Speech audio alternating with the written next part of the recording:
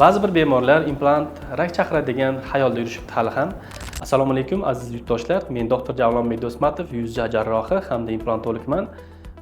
Men 10 yillik tajribamda shuni kuzatdimki, ba'zi bir insonlar o'sha implant rak chaqiradi degan xayolda yuribdi, lekin aslo implant rak chaqirmaydi. U yallig'lanishi mumkin.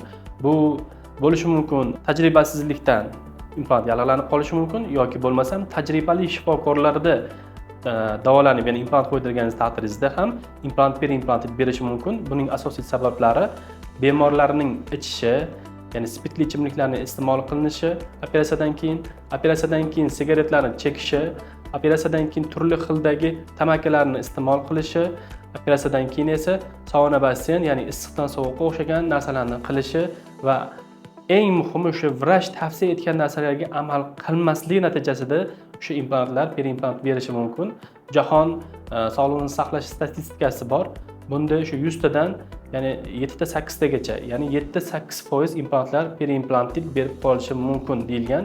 Lekin O'zbekiston sharoitida bugungi kunda 2-5% gacha periimplantitlar kuzatilmoqda. Ya'ni 100 ta implantdan 2 yoki 5 tagacha implantlar qayta tushib va vrachlar tomonidan yana qayta o'rnatib berilmoqda.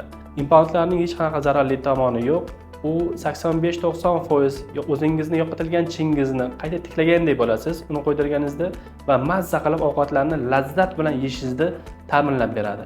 Men doktor Javlonbek Do'smatov sizlarga yo'qotilgan tishlaringizni implant bilan tiklashni maslahat beraman.